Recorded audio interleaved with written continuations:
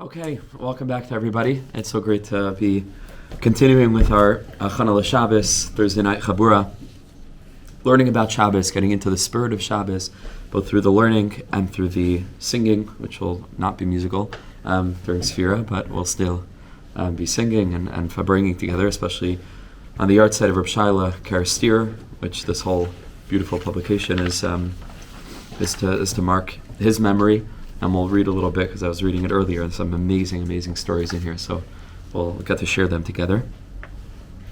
And like we've said in the past, like to do hachana, to prepare for something, according to the Baal Shem Tov and the Tzaddikim, was even greater than the mitzvah itself. The preparation and the willingness that it shows that we're not just keeping the letter of the law. We're people that want to get into the heart and soul of it. We want to connect to the spirit of the Torah, the spirit of Yiddishkeit. And so in that effort, hey, welcome back. Great to see you. Thank you so much, Yoni. I really appreciate it.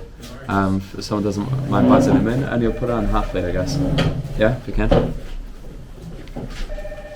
So in that spirit, we jump back into Rav Kluger's Yichud HaShabbos, where for the past couple of weeks, we've been learning in great depth about the wedding, right? The bringing together of the realm of Bechira, which is the realm of the 6 days of the week, which is the realm of multiplicity, and the realm of unity. And we've gone into that in great depth and at great length. And now we're going to move a little bit forward with it. I just want to go back to the top of page Ayin Daled Reish, which is really Reish Ayin Daled, but they don't want the word Ra, so they swap it around. And let's just take a look again at the paragraph at the top, which is from Likutei Moharan, Torah Nun Aleph, where the Rebbe says the following. We learn over here, thank you so much for joining. Here are our source sheets. Pass them around. You're just on time, we're just starting now. So, he brings over here the following very deep thing about a realm prior to creation and a realm post-creation. This is what we focused on in the last shiur before we broke for Pesach. And the Rebbe says like this, Ki koydem abriya k'shaya abriya b'koyach k'v'yachol before the creation of the world, when everything is wrapped up within the infinite, creation exists in potential, b'koyach. And prior to it being actualized, everything is one, everything is unified, because our experience of quote-unquote reality, the way that we experience it, is marked by multiplicity, right? Like we've spoken about in so many shiurim and in so many different ways. So everything was totally one, and everything was kulei emes. Everything was totally true, because there was no alternative, right? Like we said, truth is fundamentally unified. We've explained this at length, but just review quickly. I can only tell the truth about this. I can only say that it's a cup of water. There's only one truth. I can describe different aspects of the cup, and I can say many true things. But fundamentally, the truth of what something is in its essence is unified. It's only one, and it cannot be, overlapping with anything else. But to lie is the realm of fragmentation. A person can lie, make millions of lies about a given thing, and say millions of things. How's this with Oh, that's a very deep thing. That's a very, very, very deep secret. That's why that's such a challenging idea. That the Rabbi Nachman speaks about that in Torah Nun Vav, in the 56th lesson, goes into this very, very deeply about that secret of Elu ve'elu divrei Elokim Chayim, that there must be some higher, deeper unity that's beyond our mind's ability to grasp. But ultimately there is a unity there, we're just not privy to it. Is it possible to say, sort of looking at something from different angles or different... Can be. That's why I mentioned you can say many things about the cup, but something existential, like what it is, and not different aspects of it. So what it is, you can only say one thing. So when we're defining something. Otherwise, I can tell you it's a car, I can tell you it's a bottle, I can tell you millions of things. But that's, right, so the truth of something is always unified. V'kulei toiv, and therefore everything is good, v'kulei kodesh, and everything is holy. V'hu b'chinas ha-bechira, but then the world is brought into existence, and then this is the realm of free choice. And in order for there to be choice, there needs to be two options. I need to be able to choose between one of two things. Right? That means choice necessitates multiplicity. A realm which is beyond multiplicity has no choice, because there are no choices. There's nothing to choose. There's just one. There's just the will of HaKadosh Baruch Hu. In our experience, the will of Hashem is concealed, and we channel the will of Hashem through our choices. And then based on the choices that we make, HaKadosh Baruch Hu's will is concretized. But it all comes down through our mediation, so to speak, of God's will, which is the secret of Idiyah and Bechira, right? Our experience of free choice. Ultimately, everything is the will of God. But in our reality, we have choice. And choice is very real. That's the secret of what's called the tzimtzum, right? The concealment, the constriction, or constriction of godliness, like Rav Nassan makes very clear in the Likutei Halachos. This is the whole secret of creation. This is bechira shehi mamutza ben shnei dvarim, which is you're choosing between two different things. But before creation, that's not possible. Because in that space, everything was one, everything was unified. Like we said, because everything is true, everything is one, everything is godly. There's nothing else. Ein oid. So there's no choice. Shu bechinas tahara. There's no aspect of Tumah and Tahara, and then like the choice between both, right? All there is Kedusha, like I mentioned previously. Theoretically, Kedusha has its like contrast in Chol, but not really, right? Like we said, Chol is just the void, and we tried to work that out. If you remember the Chaver who were there, we grappled with like, well, Tumah is like a real thing, right? Tumah exists, and Chol is just sort of maybe the absence of Kedusha, even though at the same time Tumah is also the absence of life, right? It's this week's parasha, right? Yishik says Zachar. There's a certain Tumah when life is removed. Obviously, Tamei Mes, right, is when the neshama leaves the body and it leaves a void. So we have to play with those ideas and think about that. But the way that Rabbi Nachman sets it up, there's a fundamental difference between Kedusha and Tara. Kedusha is just Kadosh, it's just what it is, right? It's just unified. And Tara is with Tumah, right? That's the realm of Bechira. When Hashem brings creation from potential into actuality, now there's the concept of Tahara or Tumah. When reality emerged from potential into actuality, into practicality, so then there are already two things. There's the creator and there's creation, right? There's the extension from source into something else, whatever that something else is. But those that exist within that something else experience duality, right? Fundamental duality, existential duality, because they are not God. And there's already subject-object, right? There's already a split between a separate consciousness and the source, right? And so there's already duality, and based on that experience of duality, everything just splinters into millions and millions and millions of fragmentation. And that's that's the world that we live in. And then there's choice, free choice, every minute. The whole world is made out of choices, everything. Everywhere you turn in life, at any given moment, there's a choice. Always, always, always there's a choice. That's the world that we live in.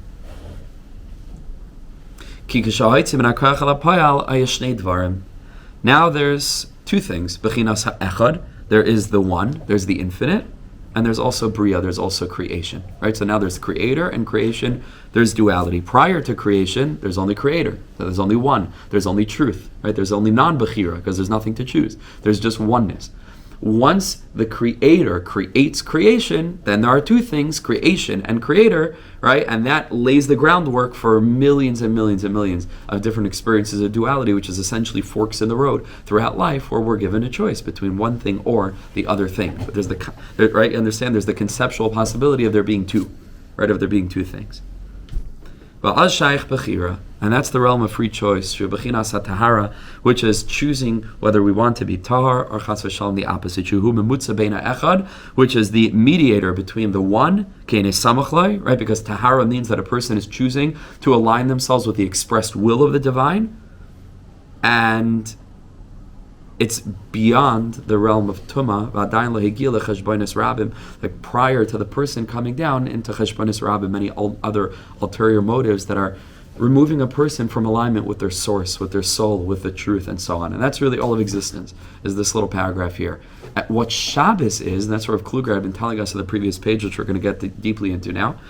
What Shabbos is the wedding of these two realms. Right? Like we said, Shabbos is the withdrawal of existence from the 6 days of creation into the pre-creation energy. Shabbos is not the 7th day of the week. It's not the last day of the week. Shabbos is prior to the first day of the week. That's a totally different conception. It's not the weekend. It's zero. It's the zero, exactly. Right. Sunday is day one. Shabbos is -1. Shabbos is the pre-creation energy, where if we're privileged, and even the halachos of Shabbos create the space for us to be away from work, away from mundanity, really sensitized and much more capable, if we so choose, to connect to that realm of the one. Shabbos is the day of Emunah. Shabbos is the day of Neshama. Shabbos is Neshama Yisera. Shabbos is the name of Hashem. Shabbos is all about faith. The declaration of faith that we make in Kiddush, which we're going to talk about now in the context of Vayechulu, which we say after Mariv, and then we're going to get into Kiddush, is the belief that God created the world. Zecher l'maaseh bereishis. Shabbos is able to give us an injection of faith that HaKadosh Baruch Hu created the world, because Shabbos brings us into that pre-creation realm, where we're able to climb out of the duality and the tension of living in the 6 days of the week, which are all literally, even in their pairs, right? Sunday with Mondays, like two, right? And Tuesday and Wednesday, and Thursday and Friday. It's all duality, the whole thing, and all the different days reflective of the different midos, right, which are the foundation for all distinction in the world, or the different colors of the rainbow, the different musical notes, everything, the different directions of the world, etc., etc., etc. Everything is rooted in the 6 days of the week. That's the cheshbonos rabbim. Like the pasuk says, "Ki sheishes yamim asa Hashem," and the Zohar Kodesh says, it doesn't say "Ki bisheishes yamim," that God created the world in the 6 days. "Ki sheishes yamim." God created the 6 days. The 6 days themselves are creation. It doesn't say, right? The Zohar says, not bisheishes, ki sheishes yamim. Because the 6 days of the week are the foundation for all the duality that we experience in the world. Everything. All rooted in the 6 days. Shabbos is a day of faith, because Shabbos enables us to rise above, to connect to the pre-creation energy. And that is Kiddushin. That is Kiddusha, right? That is Kiddushin. Kiddushin is the wedding of husband and wife, as we call it Kiddushin. And Rav Kluger told us that Kiddush is that we are being Mesader Kiddushin between the realm of the one and the realm of the many. That's what Kiddush is.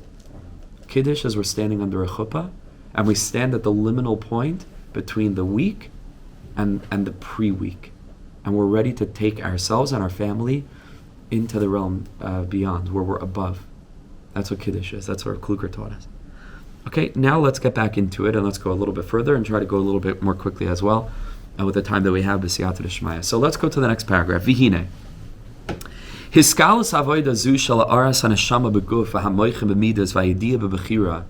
This aspect of the revelation of the neshama in the guf, right? These are just all associative elements to what we've been speaking about of pre-creation and creation, right? So soul is that realm of pre-creation. It's like chelik alakami mal. It's something beyond, and so on.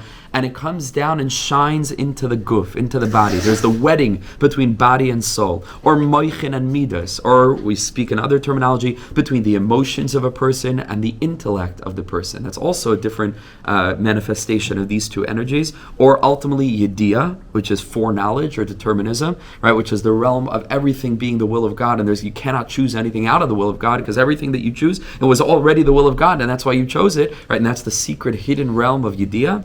And our experience of free choice, which we call Bechira, hu pnimius ar HaShabbos. This is the interior light of Shabbos, the revelation of one realm within the other, the revelation of the marriage between the husband and the wife, and the intimacy that produces a brand new reality, which is a unique mixture between the two. Ki kol inyan ha'pirud ba'olam u'machmas ha'tzimtzumim ha'shayacham b'yachas al ha'briya gashmius ki gvulei makom zman. Because every aspect of disparity and multiplicity and distinction, pirud, separateness that we experience in the world is because of the tzimtzumim, because of the contractions that are shayach, that are specific biyachas in relation to our physical world, right? All rooted in makom and zman, in the distinction between different places, in the distinction between different times. Shekei machmas tzimtzum ha'ar, because that unified pre-creation light of HaKadosh Baruch Hu is hidden or is constricted. Neshava hazman uminyan hayamim. So time emerges, right? And we have the concept of different days. And now comes the possibility of a Kadosh Baruch Hu choosing one time among all the times, which is Shabbos. Of a Kadosh Baruch Hu choosing one place among all the places, which is Eretz Yisrael, the Beis Hamikdash. And now a person has to go to work, right? And a person during the 6 days of the week needs to make choices, and it's not so easy, and things aren't where they need to be. And it's like there's a distinction between where the money is at and my bank account. I have to find a way to make a wedding between the money and the bank account, and I have to find a way to be mefarnes my family, and so on. All of this is only within this reality. Remember, in the pre-creation realm, everything and every moment is already there at once. There's no distinction. There's no separateness. There's no lack. There's no void. There's no one that needs anything. Everything is already there. All there is fullness. All there is total oneness. Understand? So oneness doesn't mean that you have all the elements and they're connected. It means that there aren't any elements. It just is. We can't even imagine that, right? All times are already there. All things conceptually are already, there's no thing. It's beyond things. It's just it. There's infinite. We have no concept of that. In our realm, the 6 days of the week are linked to making parnasa because they have to do with a lack and meeting to make the connections necessary for the flow of shefa. That isn't where it needs to be, and then it comes down. But that's 6 days of the week. 6 days of the week is mamish creation. It's right. It's fully balanced to this side. And our job is to bring Hashem into it to the extent possible. Shabbos gives us the infusion that we're looking for.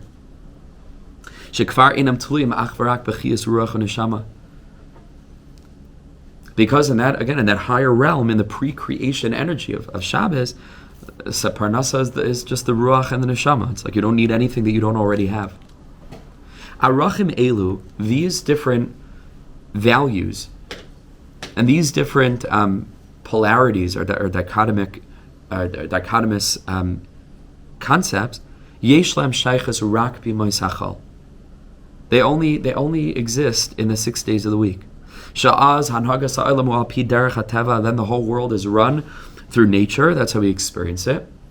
Ach b'Shabbos Kodesh shenas aliyas ha'olamos. On Shabbos, when like the Zohar tells us, all of the worlds have their aliyah, there's an ascension. All of creation is shifted into a higher energy. Me'ira habriya ba'ar hayichud kematzav ha'olam shekoydem habriya. The whole world is illuminated with the light of unity, like prior to creation. And therefore, it's not that you're not allowed to go to work on Shabbos, it's that there's no necessity for work on Shabbos. Because on Shabbos, shvu ish tachtav. On Shabbos, everybody has whatever they need. Mishatarach be'erev Shabbos, hu yoichel b'Shabbos. A person will have on Shabbos. Because Shabbos has nothing to do with working. Because working means that I have a lack and I need to find a way to get money. I need to find a way to make parnasa. Shabbos is no lack. Shabbos is the olam of the neshama. That's how we're supposed to experience Shabbos. That's why he says that the world is lit up with the ar hayichud, with that light of unity, kematzev ha'olam shekoydem habriya, like the world existed in the pre-creation state.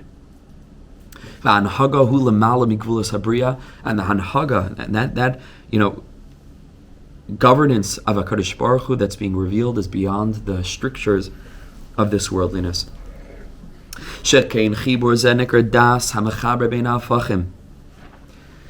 This connection is created through the capacity of das, which we've been learning about also in the Likutei Moharan shiur in the morning. Das, which always connects two opposites, like we have chachma and bina, and then das. Chachma and bina are two fundamentally different ways of processing information. Right? Chachma is the big picture, chachma is the holistic whole, and the bina is the details. Right? Is the more pragmatic or more technical aspects of that wisdom. Chachma is the whole picture. Bina is the specific paint strokes.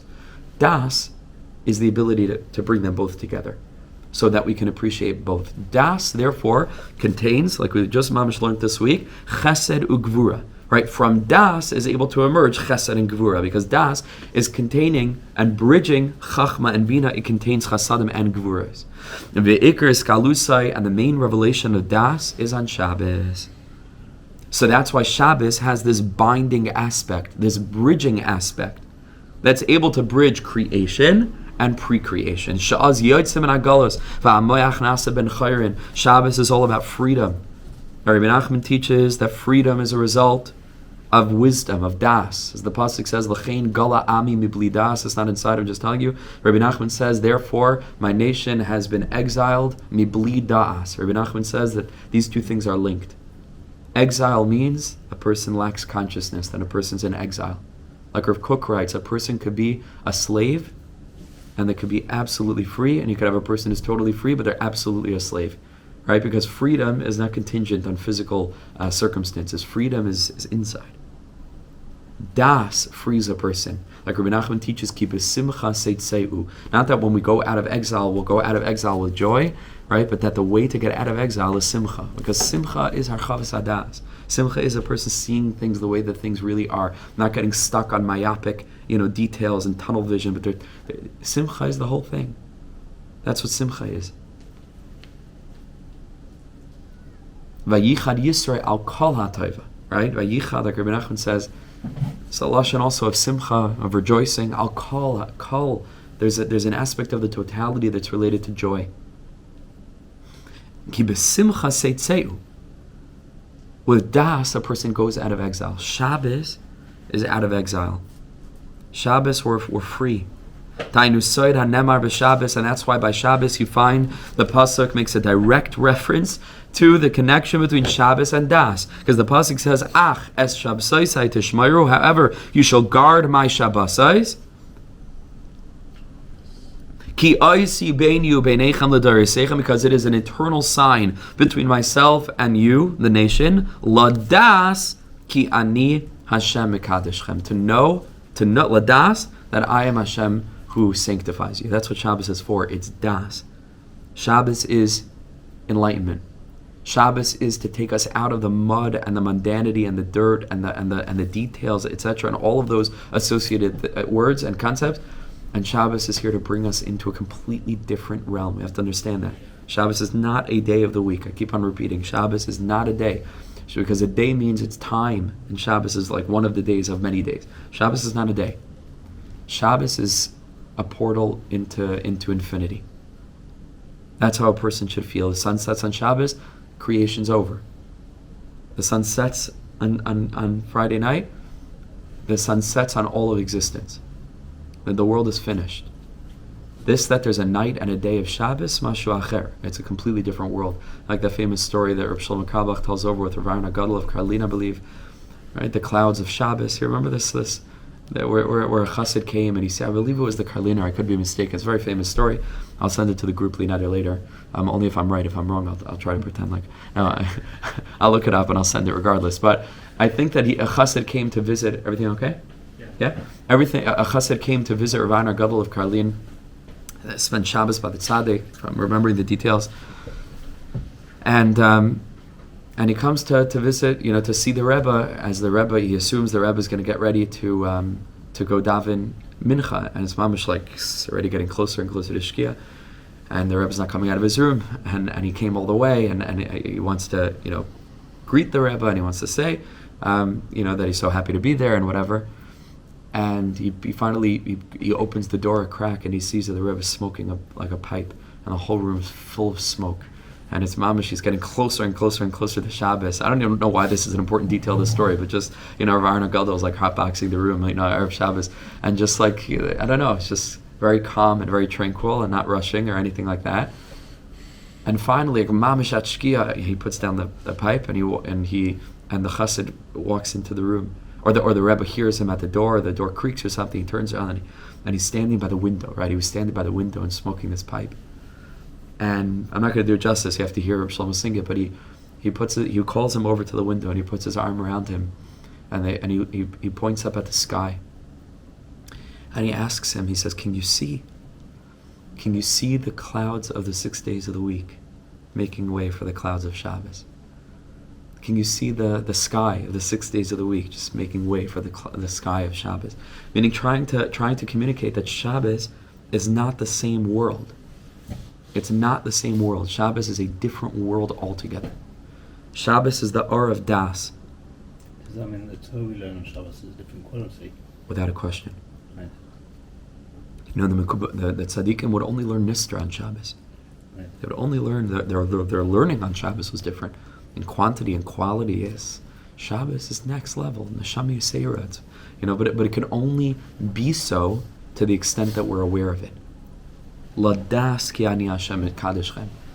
Because there are spiritual realities that are happening all the time, that if a person is ignorant of them and a person is not aware of them, they just won't experience them.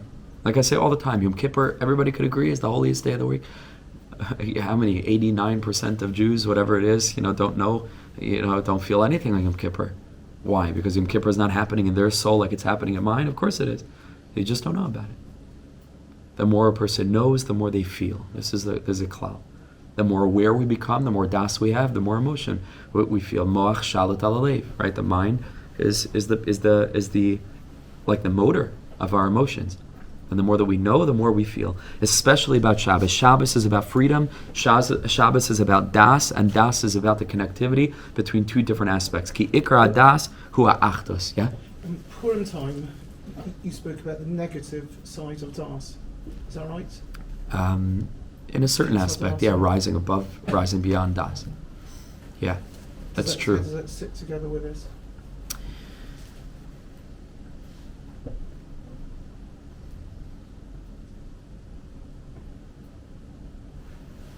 There could be a danger, even in das, of considering two things, even for the purpose of connecting them.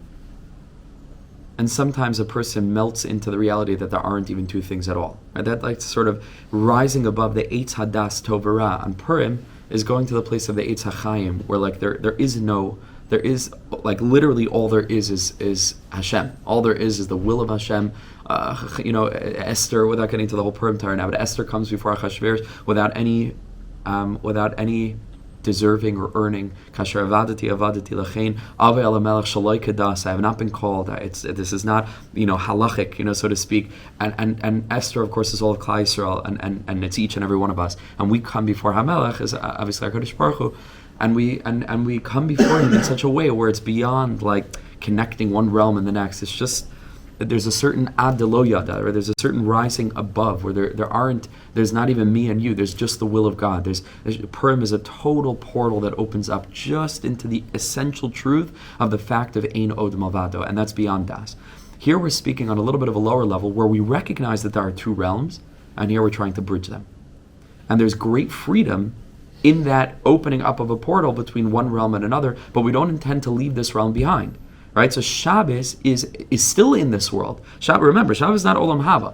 Shabbos is Me'ein Olam Haba. Shabbos gives us a taste of that realm, but we're still here.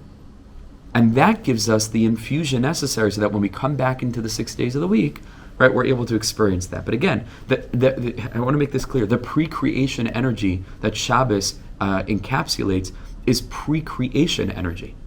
It isn't just pre-creation, or meaning the word creation is in there. It's an energy vis-a-vis creation, but it's hovering beyond it for the purpose of enabling us to live our weekdays Shabbosdik, like we always say, right? Like Zachreo me'echad b'Shabbos. A person says Hayom Yom Rishon l'Shabbos, Yom Sheni l'Shabbos, and we bring Shabbos into the 6 days of the week, like Shammai. Right? It was constantly having Shabbos on his mind.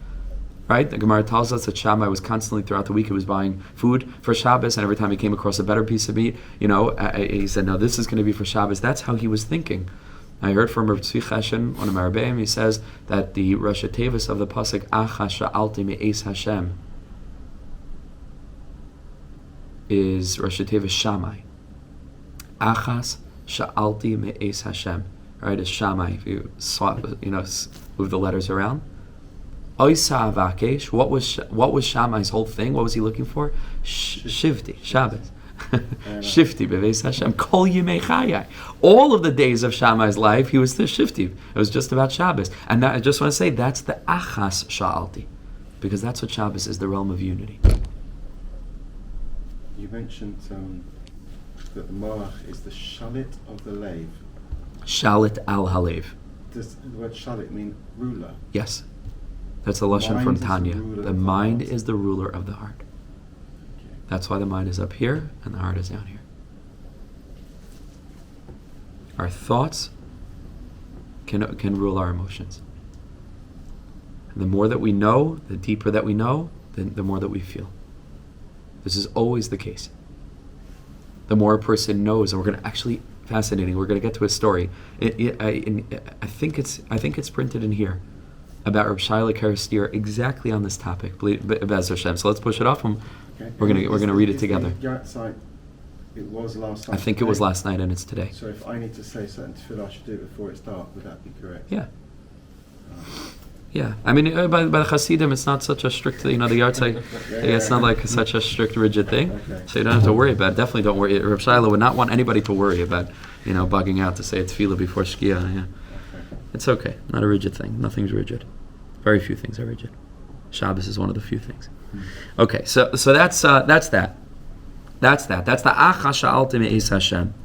So go back inside. Ki ikra das hu ha'achdus. Because the ikr of das is the unity. Sha'al yad anas is tshuva. That's what Shabbos is all about. That then Shabbos is connected to tshuva, of course. Mizmor Shir Liyam Shabbos was Adam Arishan's tshuva. And we can then return to Anakuda Pnimi Shel Shabbos. That's what Shabbos is really all about. Shabishnehem Chazeres Habriya L'Sharsha. Because tshuva is all about returning to our essence, right? And on Shabbos, the whole entire world is doing tshuva. So Shabbos is a lashon of tshuva. Kivoi Shavas Mikol Malachtai. Shabbos has the same letters as Tashev, right? Vishavta ad Hashem lekecha. The pasuk says, "You shall return to our Kadosh Baruch Hu," and the Svarim say, "Vishavta" is just the word Vishavas, right? Leshevet, right? It's to return. Tashuv. Me'az koydem sheishis me'bereshis. Okay, so that's a little bit of an overview on Shabbos. I just want to push a little bit, even though we're going a bit over time, and we started a little bit late as well. But I just want to do the next couple of paragraphs very quickly. Says Reb Kluger. Hiskalas zu shala achta shel Shabbos Kodesh maschila be'es knisas haShabbos.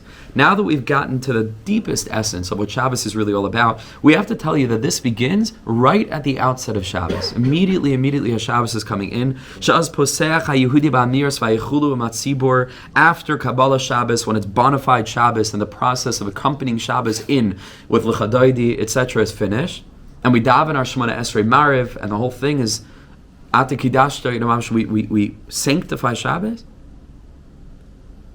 which was really how it used to be. If you look in Halacha, when the Tzibur accepts Shabbos on them, but in the Shulchan Aruch it says Mariv, or when the Tzibur davens Mariv, right? That's when everybody's accepted it. And then the Ramah brings that their Mariv is like our Kabbalah Shabbos is like their Mariv, but Mariv was like the acceptance of Shabbos fundamentally. Once there's Baruch Hu, and there's mentioning Shabbos and Shemona Esrei and so on, that's the ultimate acceptance of Shabbos. Post Mariv, then we say Vayechulu.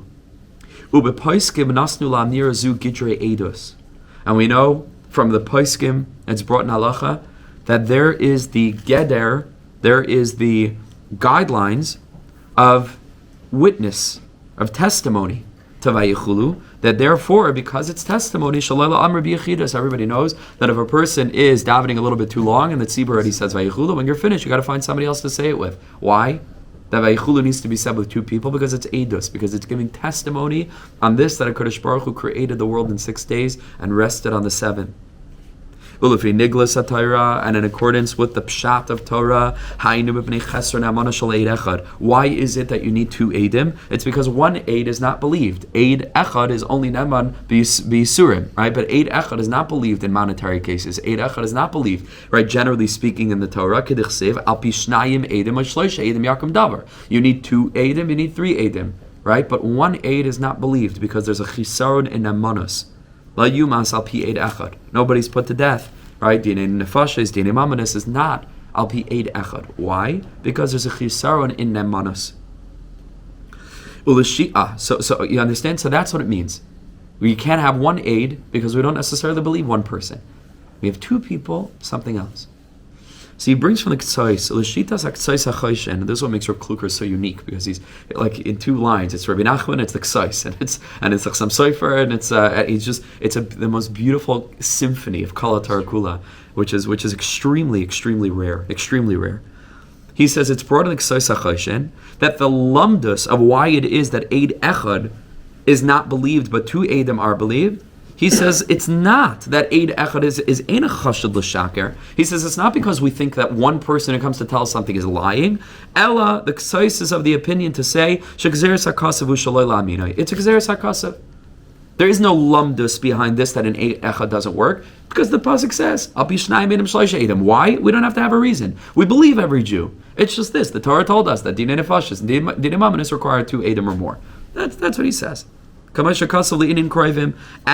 it's written in the Gemara Baba Basra, Kufran and Tesam Beis with regard to kroivim, with regard to relatives. Same thing, Gzeres HaKasu. But Elishitas HaTashbats, but according to this other opinion in the Shalos Teshuvos, he says no, it's because he doesn't learn like Ktsois. He says it's not because of its Gzeres HaKasu. We are actually afraid that a single aid is lying. So then, according to Ktsois HaChoshen, that Eid Echad is Be'etzem Neman, so then of course two Eidim are Neman. But then there's no Chiddush, right? The two Eidim are believed. It's just the Gzeres HaKasav said two Eidim, not one Eid. But according to this opinion, that it is because we're afraid that one Eid is lying, so then why is two Eidim different? Listen to the way that he spells this out. Hu mishum she'ein lachshed klal lezera bruche Hashem. He says we cannot suspect to this blessed seed of Hashem, Hashem's holy nation,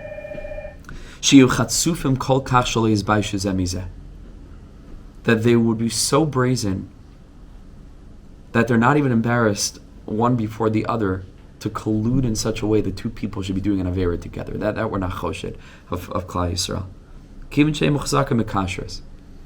One person will lie, but that two people should collude and share an avera together, that we're already not choshesh that Jews are doing. Zimmerman? Huh? Zimmerman. Okay. So, yes, in a chanami, but in a general case, if you have a case where you have other people come, but we're not choshed, right? We're not choshed as a general klal, and even then we check and we right, etc. As the Gemaras are learning now in Makkos, right? And Daf Yomi, there's a whole process. Hey, get in. Thanks for joining. There's a whole process where a person has to, but generally speaking, two Eidim are believed. Into the tashbeit, how can an Eid Echad be neman to be matzah naguna? I don't know. I'd have to look at the sugi over there. I'm sure. If he's expressing this opinion, he's doing so in the context, and we'll have to deal with these other concepts. Here we're speaking more generally with regard to dinei mamonos and dinei nefashos, that a Jew will do an avera on his own, but he's embarrassed about it. And we don't suspect that two people are doing an avera together. Umishum shechzukes ha'adam v'shakri lemachzakinan, like the Gemara says, to assume that two Eidim are lying, they have a cheskes kashrus. So that's a nigla, and that's an interesting thing with regard to Eidus and the lamdus of how Eidus works, and it's a one Eid, two Eidim. What does that have to do with Vayechulu? Listen to what he says, and that's a perfect example of the difference between nigla and nister. Right? Listen to what he's about to do, and then you'll understand so much deeper. But through the lens of the interiority of Torah, of the inner wisdom of Torah, it's understood. The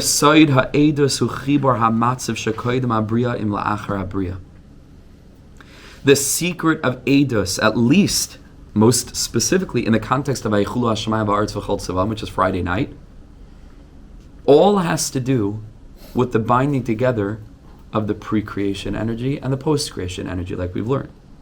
V'nakdim, and we've already explained, ki kol metzia shel shnei anashim hu bitur lepirud. Or he's going to explain now that anytime you have two people, that expresses separateness, duality, two different people. Kishem shepartzufim shoynes kach de'asem shoynes. Right, just the way we look differently, we think differently, our emotions are different, our personalities are different. Two people, two different worlds. Shera Kadosh Baruch Hu in a boire Shnei Devarim Shavim. HaKadosh Baruch Hu doesn't create two things that are exactly the same. Like Rabbi Nachman says, you cannot have two people who are exactly on the same spiritual madrega. You have shar. And Rabbi Nachman says over there that when a person falls, he bumps somebody else down or bumps somebody else up. When a person rises, you bump somebody else up. Because you cannot have two people who are on exactly the same madrega, because God doesn't need duplicates. It's a wonderful concept. It's unbelievable. Yeah, Rabbi Nachman says that explicitly in two places, as he brings over here. And we see this. We see this ourselves. One person is more academic. One person is more emotional. Different people have different makeups. And even two people who are rooted in the more academic or intellectual ways. So the bina, one person is a little bit connected to one kind of thinking, even within academia, another person, a different kind of thinking. People are different. Every person is different. Every person is a whole unique world. And that's why you're going to have among them immediately an aspect of mashpia and makabel. There is something that one of them has that the other lacks. There's something that this one has that the other lacks. And immediately, right, there's a madrega of yichud between them. You see this certainly between a greater person or a lesser person, a rav, a talmud.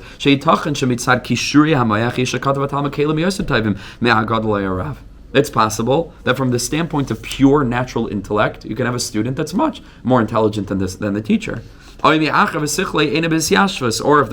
rav doesn't have a peace of mind, however, he's showing up for something else. It's the information that he doesn't have. It's not the processing of the information. It could be he can process the information much better, but he's just not privy to the information, and so on. This one has what the other lacks. That one lacks what the other has. Therefore, listen to this, so deep, so wonderful. So deep. When two people come to give eidos before Beis Din,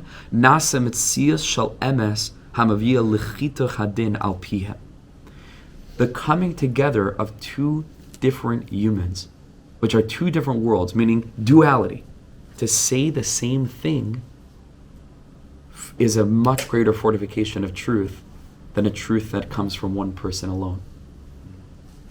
Because the truth that comes from one person alone is already a truth that emerges from a fractured shard, from a fragment, from a facet, from only an aspect. But the truth that comes from two bespeaks a much deeper mutual overlap, and therefore is much more indicative of truth if these two people were able to correlate in this way, to be delivering the same message, which is testimony. Because we said falsehood is only because of duality, which is a result of duality, which is a result of distinction between one and the other. That's where Bechira comes from, because now you can choose between one of two paths. But when two witnesses come together, nisgala hadas, is revealed that binding wisdom, shehu ha'aras ha'moichin toichan midas, which is the revelation of the moichin, the intellect, within the emotions, v'nasa achtos v'chibur ben abriya l'matzav shukodem abriya, and immediately there's a realm, there's a bridge, there's a link that's forged between the creation energy of duality, two Eidim, and the pre-creation energy of a unity that emerges from them both. And that's emes, because emes is only one, and sheker is dual, sheker is two. So if you have two that are saying the same thing, unbelievable, right? That's the unifying factor of the duality, which is sheker, and then you know it's emes. And that's how pneumius, why two Eidim work. Unbelievable concept. Shekein ha'edim, right? V'nasa achtos v'chibur ben abriya l'matzav shekodem abriya. Shekein ha'edim machzirin ha'edos al ha'shayresh. They return their testimony to the root. Shesham hu oile oilam shekulei emes. Where there, it's reflective of a world that's all true. V'kulei achtos gamor. It's all one. B'lishinoi u'machloikes. It's channeling the energy from the realm of emes. Not just what they're saying is emes. It's because they're both saying the same thing. It's got to be emes. And it's shining it's shining. Right? There are exceptions, like we pointed out, and so on. But generally speaking, this is the reality. Ulefishes gala zu hisaid hayichud shel Shabbos tiknu laimar vayechulu bishnayim. Because this is the whole secret of what Shabbos actually is the binding of the realm of duality with the energy, pre-creation energy of unity. So then, of course, it has to be with Eidos, because that's what Eidos is. Ki al yedei ha'eidos al shvisaso shel HaKadosh Baruch Hu achar bria shmayim va'aretz, when we give testimony on the resting of HaKadosh Baruch Hu after having created the heavens and the earth, Nechneses ha'aras ha'neshama l'toich guf brias ha'olam, that brings down the soul of unity down into the fragmentation of the world. Ke'in ma sha'oisem ha'edim b'chol eidus, or kebayim lefnei ha'dayanim, like any two witnesses accomplish when they come before the dayanim and they deliver their singular testimony that's uniquely true because it emerges from both of them, right? From both.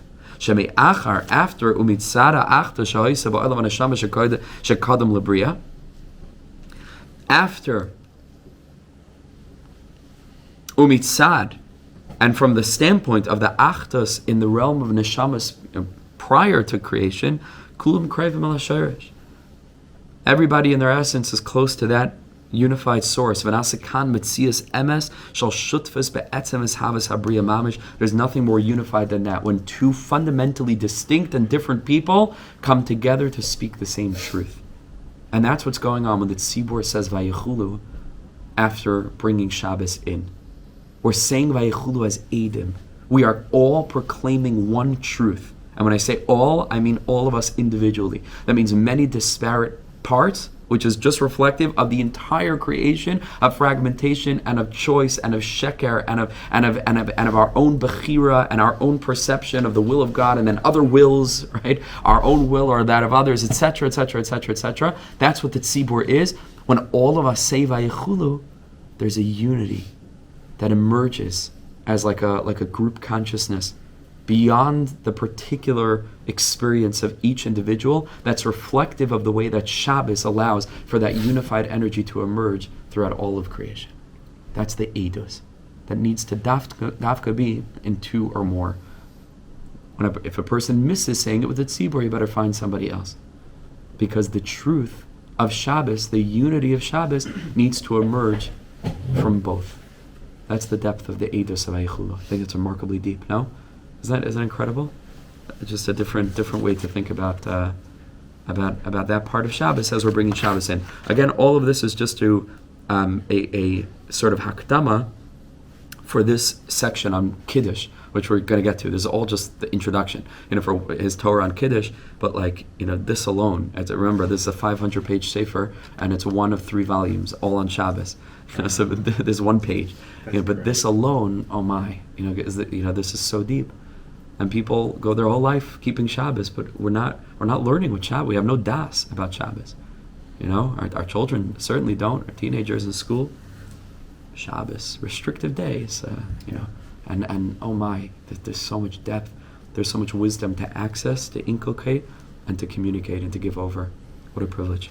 Can I share a short bit? Yeah, please. I don't know if I shared it here the other time, but just before we say we go into the Shabbos on Friday night, we start that paragraph, the Shomru. Mm-hmm. The Shomru B'nai Yisrael. It starts with a Vav. Vav Achibur, 6 days of the Vishamru. week. Oh. It's Vav Achibur, but it's the 6 days of the week. And how does the Shomru finish? What's the last sound we make before the cousin starts the Vainofash? To quiet down. After the 6 days of the week, now's the time for the breaking of the... I love that. Beautiful. Beautiful. I was editing some writings the other day, and I posted on Facebook. It's not going to be included in the book. I'm a little bit discerning, so I don't put everything in. Not everything that you write needs to be printed. But it was just an interesting idea that came to my mind, that in Kabbalah there's a concept called Shah Nahirin. There's 370 lights. They're called Nahirin. 370. Yeah, it's a certain Kabbalistic concept of the Shah Nahirin. In a certain very lofty realm, there's 370 illuminations. Shah Nahirin. Rabbi Nachman in Likutei Moharan connects the Shah Nahirin to the concept of shtika, of silence. So I was wondering why. Maybe this is the pneumius of when you want people to be quiet, you say Shah, Shah. And the Shah, the Shah, Nahirin is the 370 lights, maybe. So I didn't think that was good enough to print, but to share, maybe. Just a cute thing, but I don't need to waste people's time with that. Anyway, Ashreinu Yidin. Ani have ואתה האב שלי שכל כך אוהב אותי האב שלי